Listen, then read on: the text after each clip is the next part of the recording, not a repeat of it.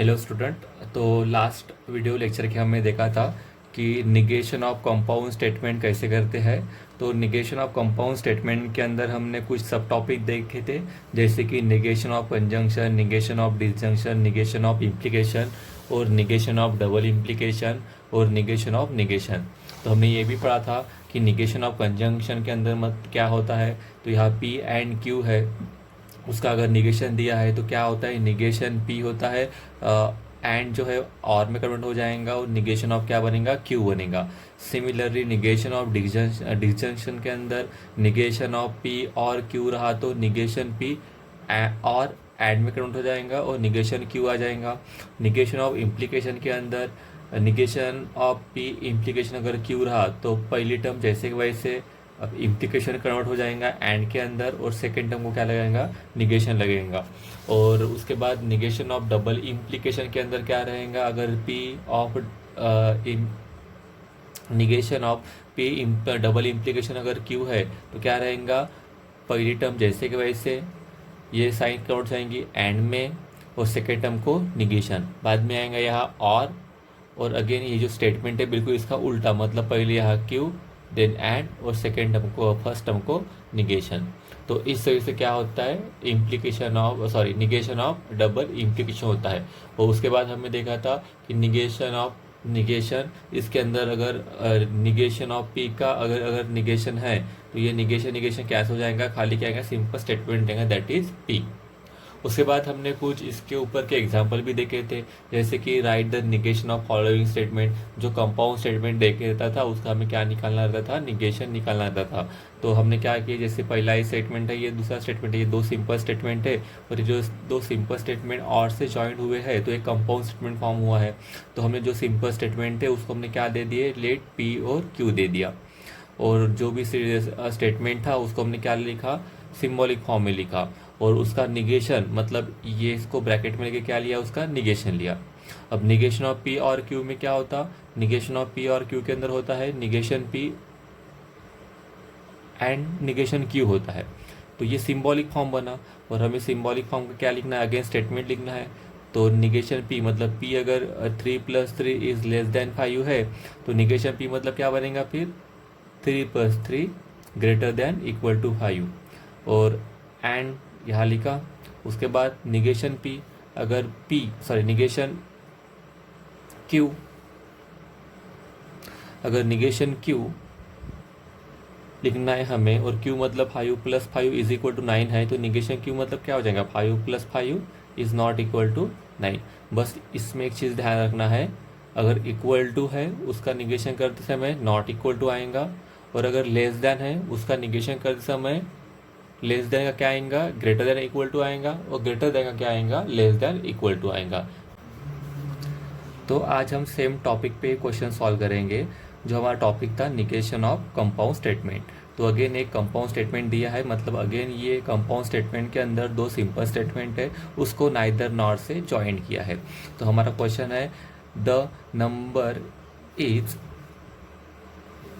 Neither odd nor perfect square.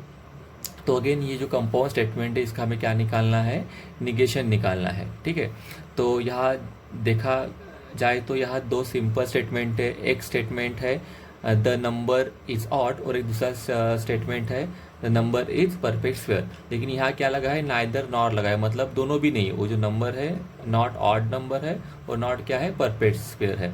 तो सबसे पहले हम यहाँ लिख लेते हैं कि पी मतलब एक नंबर, पी मतलब डिनोट करेंगे हम द नंबर इज ऑड और क्यू मतलब हम डिनोट करेंगे the number is perfect square.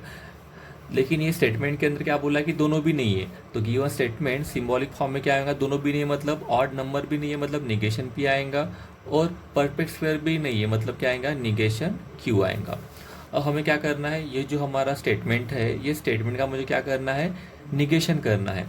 Therefore हम लिखेंगे निगेशन ऑफ निगेशन पी और निगेशन क्यू। तो दैट इज इक्वल टू, इसका निगेशन करना है मतलब क्या बनेगा, negation of negation P and negation Q. Again ये दो टर्म है, इसको निगेशन लगा है, मतलब हमें क्या करना है, यहाँ एंड की साइन है, मतलब यहाँ क्या करना पड़ेगा, हमें निगेशन ऑफ कंजंक्शन करना पड़ेगा। तो निगेशन ऑफ कंजंक्शन के अंदर क्या होता, पहले टर्म को भी निगेशन, तो ये वाला निगेशन लगाया पहले टर्म को, और जो पहली टर्म है वो क्या थी मेरी, निगेशन पी थी। देन ये जो एंड का साइन है ये किस में कन्वर्ट होता है, और के अंदर, तो यहाँ आ जाएगा और सेकंड टर्म को भी क्या लगता है, निगेशन लगता है। तो सेकेंड टर्म ये रही, इसको निगेशन लगाएंगे तो यहाँ बनेगा निगेशन, और ये सेकेंड टर्म है निगेशन क्यू। इसको आगे अगर सॉल्व करते हैं तो निगेशन ऑफ निगेशन हट जाता है, यहाँ खाली क्या बचेगा, पी बचेगा ये, और जैसे कि वैसे अगर निगेशन ऑफ निगेशन क्यू है तो ये निगेशन निगेशन कैंसिल, यहाँ क्या बचेगा, क्यू आ जाएगा। तो ये बना आपका सिम्बॉलिक फॉर्म। अगर इसको स्टेटमेंट में कन्वर्ट करेंगे तो क्या बनेगा, अगेन पी मतलब क्या था, नंबर इज ऑड, और क्यू मतलब क्या था, the number is perfect sphere. तो देयरफॉर इसका स्टेटमेंट क्या बनेगा, द नंबर इज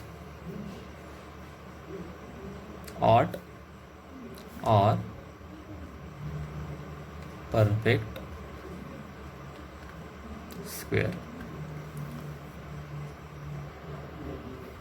तो अगेन नेक्स्ट प्रॉब्लम है हमारा, the number is an even number if and only if it is divisible bye 4।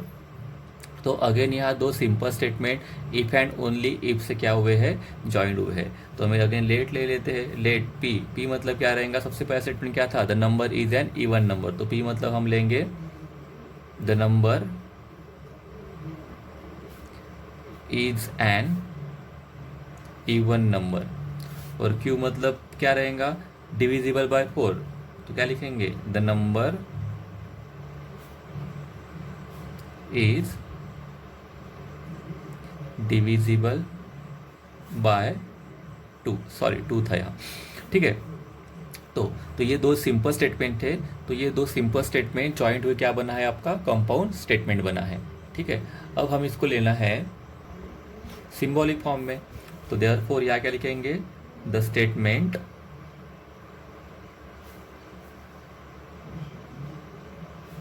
Is, और ये जो दो सिंपल स्टेटमेंट है किससे जॉइंट हुए हैं, इफ एंड ओनली इफ से, मतलब डबल इम्प्लीकेशन से। तो यहाँ क्या आ जाएगा, फिर पहला स्टेटमेंट मतलब P, if and only if मतलब डबल इम्प्लीकेशन, और सेकेंड स्टेटमेंट मतलब क्यू। अब हमें क्या करना है, इसका निगेशन करना है, therefore negation of P implication Q, that is negation of P double implication Q, that is equivalent to, क्या होता है, डबल इम्प्लीकेशन का निगेशन, मतलब हम क्या करते हैं, पहली टर्म जैसे कि वैसे ये सिंबल किस में कन्वर्ट करेंगे, एंड में, सेकेंड टर्म को निगेशन, बीच में क्या आएगा, और अब इसी का ही उल्टा लिखना है, तो पहले हम लिखेंगे क्यू साइन, बीच में एंड, और बाद में क्या लिखेंगे, निगेशन ऑफ पी लिखेंगे। तो ये ऐसा बनता है हमारा क्या, जब भी निगेशन ऑफ डबल इम्प्लीकेशन आता है, ठीक है। तो ये तो जो था ये सिंबॉलिक फॉर्म में था, हमें वर्डिंग फॉर्म में लिखना है, तो देयरफॉर लिखेंगे क्या, the negation of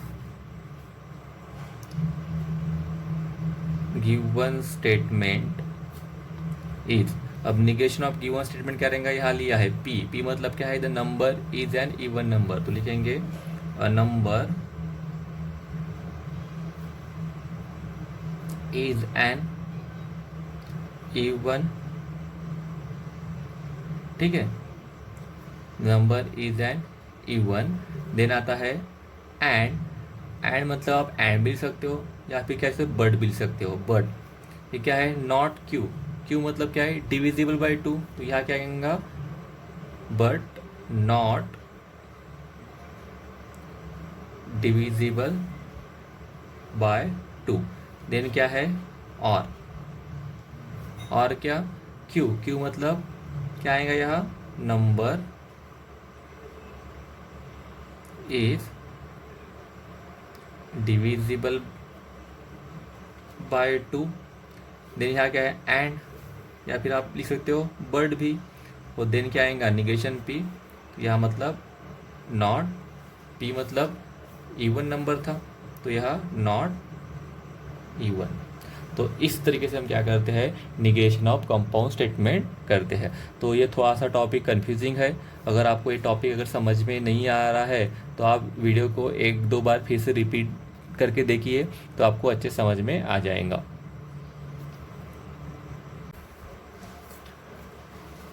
next topic है हमारा क्वांटिफायर एंड क्वांटिफाइड स्टेटमेंट। तो देखेंगे सबसे पहले कि क्वांटिफायर मतलब क्या होता है। तो quantifier are the symbol use to denote a group और अ वर्ड और अ फ्रेजेस। मतलब क्वांटिफायर क्या होता है, क्वांटिफायर क्या है, एक सिंबल है जिसको हम क्या करते हैं, डिनोट करते हैं। किसके लिए डिनोट करते हैं, ग्रुप ऑफ वर्ड या फिर फ्रेजेस के लिए।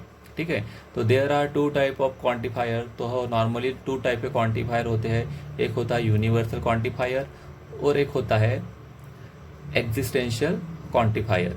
ठीक है, तो सबसे पहले देखेंगे कि यूनिफायर क्वांटिफायर मतलब यूनिवर्सल क्वांटिफायर मतलब क्या होता है।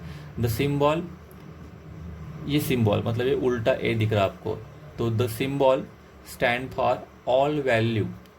ये जो सिंबल है इसको बोलते हैं हम फॉर ऑल वैल्यू। ध्यान में रखना, ये सिंबल को हम क्या बोलेंगे, for all value and known as universal quantifier. और इसी को हम क्या बोलते हैं, यूनिवर्सल क्वांटिफायर बोलते हैं। ठीक है, तो यूनिवर्सल क्वांटिफायर को हम कैसे एग्जाम्पल सॉल्व करने में यूज़ करते हैं वो एग्जाम्पल के पॉइंट ऑफ व्यू से देखेंगे। तो सिर्फ ध्यान में रखना है कि यूनिवर्सल क्वांटिफायर मतलब क्या होता है, उल्टा ए, वो इसको पढ़ते हैं हम क्या, फॉर ऑल। ठीक है, फॉर ऑल या फिर फॉर ऑल वैल्यू। तो यह एग्जाम्पल दिया है, कंसीडर अ सेट ए, और सेट ए के अंदर एलिमेंट है आपके 1 2 3, और यहाँ पी मतलब दिया है फॉर ऑल एक्स, और एक्स बिलोंग टू क्या है, सेट ए है, और एक्स क्या है, एक्स इज लेस देन 4 है। अगर आपको पूछा कि ये जो स्टेटमेंट है इसकी ट्रूथ वैल्यू ट्रू है या फिर फॉल्स है, ये कैसे आप बताओगे। तो इसको बताने का एक तरीका है, अगर सेट ए के सारे वैल्यू ये वाली कंडीशन क्या करते हैं, सेटिस्फाई करते हैं। अब सारे के सारे वैल्यू क्यों, क्योंकि यहाँ उल्टा ए का मतलब ही ये होता है फॉर ऑल वैल्यू। अब फॉर ऑल वैल्यू किसकी, एक्स की। तो कंडीशन क्या देखी है, for all value of x belong to set A, और x कैसे है, लेस देन 4 है। अगर सेट ए की सारे जो वैल्यू है, जो सारे के सारे एलिमेंट है, अगर ये कंडीशन को सेटिस्फाई करेंगे तो ये जो स्टेटमेंट का ट्रूथ वैल्यू क्या रहेंगी, ट्रू रहेंगी। देखते हैं सेटिस्फाई करती है कि नहीं। तो x इज लेस देन 4 है, मतलब x की वैल्यू कैसी होना चाहिए, 4 से कम।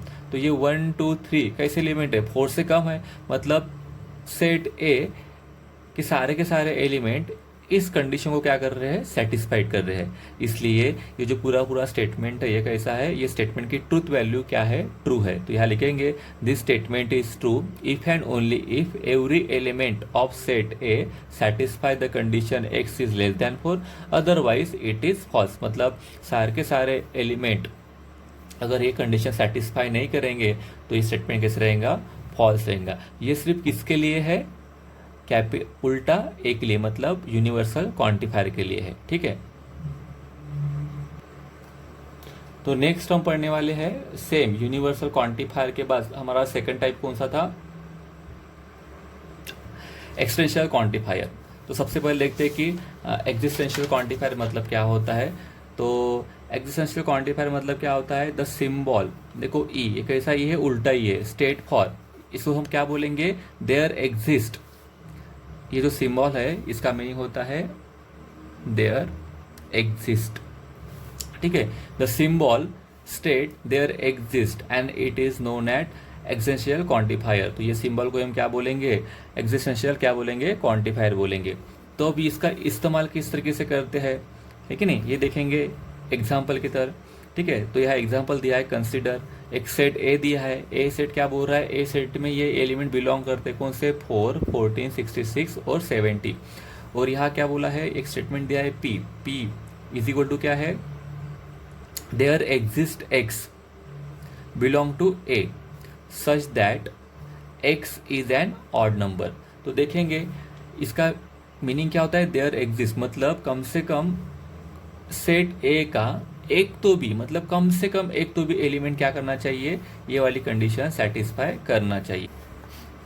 तो देखते हैं कि कौन कौन से एलिमेंट सेट ए के कंडीशन सेटिस्फाई कर रहे हैं। कंडीशन क्या है, such that x belong to odd number. तो सेट ए के कौन कौन से नंबर ऑड है, तो यहाँ आपको सारे के सारे नंबर इवन दिख रहे, मतलब एक भी ऑड नहीं है कि नहीं। इसका मतलब ये जो स्टेटमेंट है, ये कैसे स्टेटमेंट है, फॉल्स स्टेटमेंट है, मतलब इसकी ट्रूथ वैल्यू क्या है, फॉल्स है कि नहीं। तो यहाँ इसलिए हम लिख सकते हैं दिस स्टेटमेंट इज ट्रू।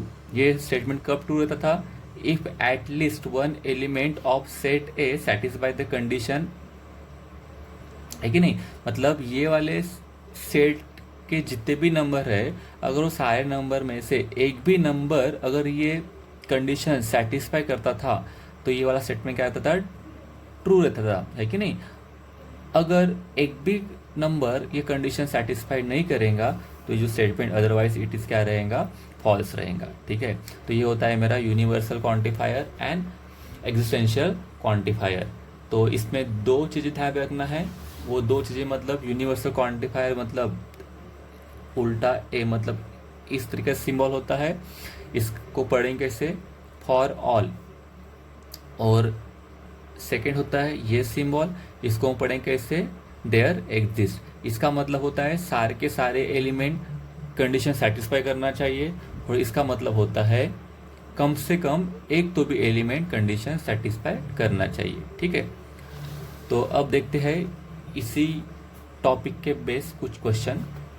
तो यहाँ मेरा क्वेश्चन है, if set A is equal to 1 2 3 4 5 6 7, तो हमारा एक सेट ए के एलिमेंट दी है जो 1 से लेके 7 तक दी है। तो हमें क्या करना है, determine the truth value of following. तो ये जो नीचे स्टेटमेंट दिए है, ये स्टेटमेंट की मुझे क्या लिखना है, ट्रूथ वैल्यू लिखना है। ठीक है, तो सबसे पहला मेरा क्वेश्चन है, there exist x belong to A such that x -4 is equal to 3।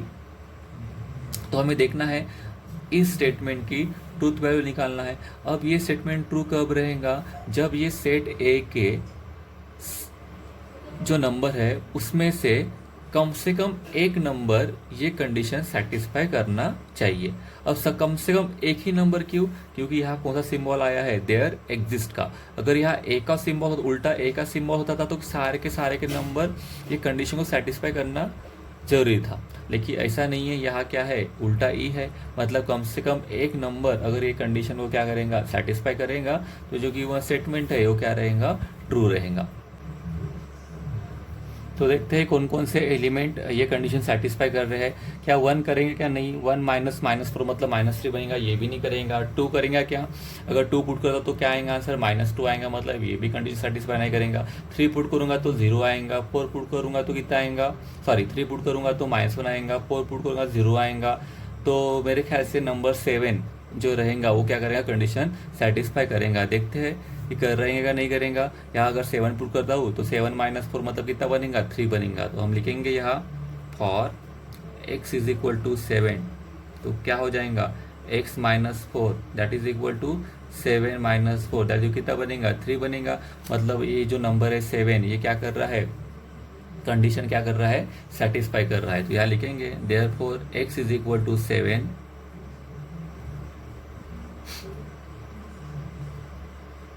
satisfy the equation x -7 is equal to 3। मतलब ये सेट में से कम एक तो भी नंबर क्या कर रहा है, ये कंडीशन क्या कर रहा है, सेटिस्फाई कर रहा है। इसका मतलब ये स्टेटमेंट कैसे है, ट्रू है। Therefore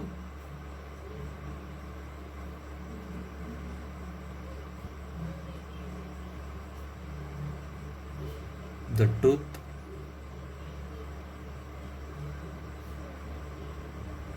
value of given statement is true। ठीक है, तो नेक्स्ट क्वेश्चन सेम वैसे ही करना है हमें। यहाँ दिया है for all x belong to a, और कंडीशन क्या है, x² + 1 is greater than equal to 3, है कि नहीं। अब यहाँ दिया है फॉर ऑल, मतलब अब क्या होना चाहिए कि सारे के सारे सेट ए के एलिमेंट अगर ये कंडीशन को क्या करते हैं, सेटिस्फाई करते हैं, तो ही ये स्टेटमेंट क्या रहेगा, ट्रू रहेगा, अदरवाइज ये क्या रहेगा, फॉल्स रहेगा। तो आप क्या करोगे, यहाँ 1 बाय 1 सारे के सारे वैल्यू यहाँ पुट करके देखोगे। अगर सारे के सारे वैल्यू अगर सेटिस्फाई करते हैं तो ये कंडीशन क्या रहेगा, ये जो स्टेटमेंट क्या रहेगा, ट्रू रहेगा। तो जैसे कि ये वाला जो प्रॉब्लम है, ये प्रॉब्लम के अंदर यहाँ के एक भी एलिमेंट ये कंडीशन सेटिस्फाई नहीं करते हैं, इसलिए ये स्टेटमेंट की ट्रूथ वैल्यू क्या रहेंगी, कैपिटल एफ रहेंगी। ठीक है, आप यहाँ 1 बाय 1 पुट करके देख सकते हो। तो यहाँ हम लिखेंगे all element of set A is not satisfy the given condition। कौन सी कंडीशन है, x² + 1 is less than equal to 3, therefore the truth value of given statement is capital F। ठीक है, नेक्स्ट क्वेश्चन देखेंगे हम, for all x belong to a, और यहाँ दिया है कंडीशन हमारी 8 - x is less than equal to क्या है, 7। तो देखेंगे कि सारे के सारे एलिमेंट सेट a के क्या ये वाली कंडीशन सेटिस्फाई करते हैं। तो ये वाले क्वेश्चन के अंदर ये वाले जो सारे के सारे एलिमेंट है सेट a के, ये वाली कंडीशन सेटिस्फाई करेंगे, इसलिए हम यहाँ लिखेंगे all the element of set a are satisfy the given condition. कौन सी, 8 - x is less than equal to 7, therefore लिखेंगे truth value of given statement is क्या लिखेंगे, कैपिटल T लिखेंगे। तो और एक एग्जांपल देखते हैं करके। अगेन यहाँ दिया है there exist x belong to A such that x + 8 is equal to 16। Again हमें देखना है कि कम, अब ये देयर एग्जिस्ट मतलब हमें क्या करना है, अब ये वाली कंडीशन कम से कम एक तो भी एलिमेंट सेट ए का ये वाली कंडीशन सेटिस्फाई करना चाहिए।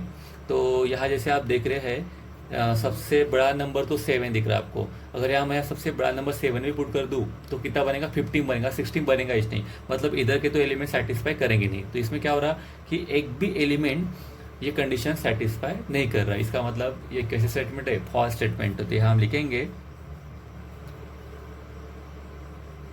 There is no x in A which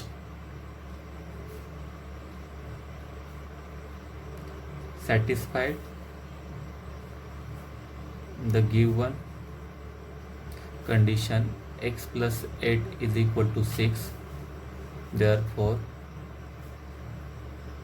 the truth value of given statement is capital F। Next देखते हैं हम कि जो हमने क्वांटिफायर स्टेटमेंट देखे है, तो उस क्वांटिफायर स्टेटमेंट के निगेशन किस तरीके से निकालते हैं। तो यहाँ क्वेश्चन दिया है write the negation of following statement. तो आपको ये जो स्टेटमेंट है ये कैसे स्टेटमेंट है, क्वांटिफायर स्टेटमेंट है।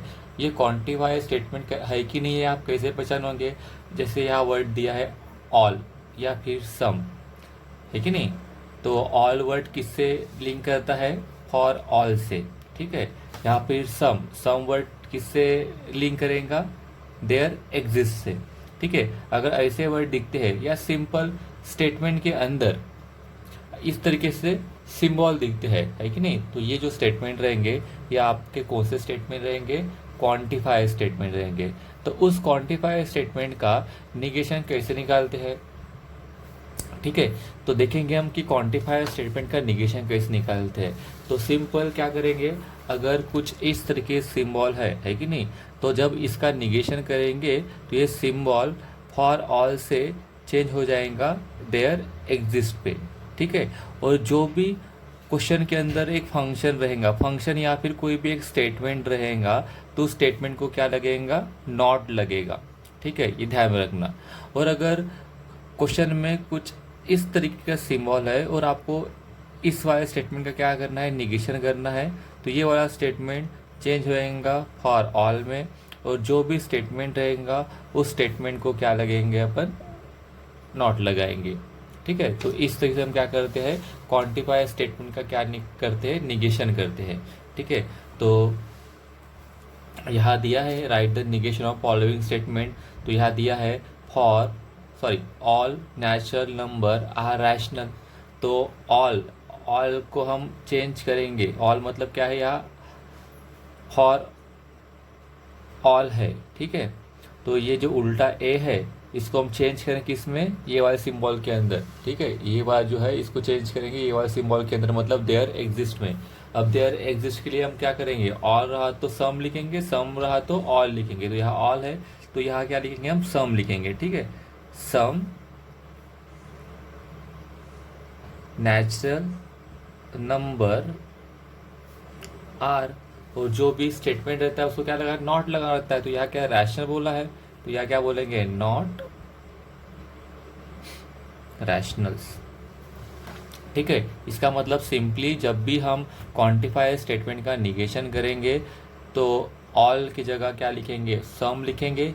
अगर क्वेश्चन में सम होगा तो क्या लिखेंगे, ऑल लिखेंगे। अगर फॉर ऑल है तो देयर एग्जिस्ट लिखेंगे, देयर एग्जिस्ट है तो क्या लिखेंगे, फॉर ऑल लिखेंगे, है कि नहीं। और जो भी स्टेटमेंट है उसको क्या लगाएंगे, नॉट लगाएंगे। तो इस तरीके से हम क्या करते हैं, क्वांटिफायर स्टेटमेंट का निगेशन करते हैं।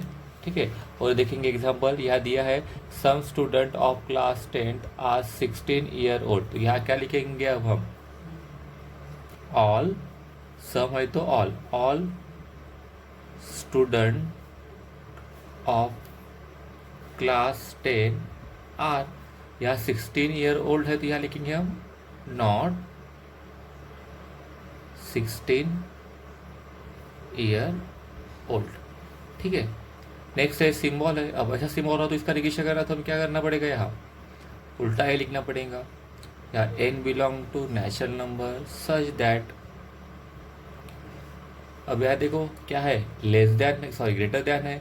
ग्रेटर देन को चेंज कैसे करते हैं, लेस देन इक्वल टू, तो क्या कहेंगे, n + 8 is less than equal to 11। तो इस तरह से हम क्या करते हैं, निगेशन करते हैं किसका, क्वांटिफायर स्टेटमेंट का। ठीक है, तो ध्यान में रखना जब भी किसी स्टेटमेंट का निगेशन करना है तो सबसे पहले हम देखेंगे कि क्या वो कंपाउंड स्टेटमेंट है या फिर वो क्वांटिफायर स्टेटमेंट है। क्योंकि कंपाउंड स्टेटमेंट का निगेशन और जो रूल पढ़े हमने, negation of conjunction, negation of disjunction, negation of implication, negation of double implication, ये रूल से सॉल्व करेंगे कंपाउंड स्टेटमेंट के निगेशन। ठीक है, और क्वांटिफायर अगर स्टेटमेंट रहा तो कुछ इस तरीके से हम क्या करेंगे, उसके निगेशन सॉल्व करेंगे। ठीक है, तो ये था हमारा आज का पोर्शन। Thank you.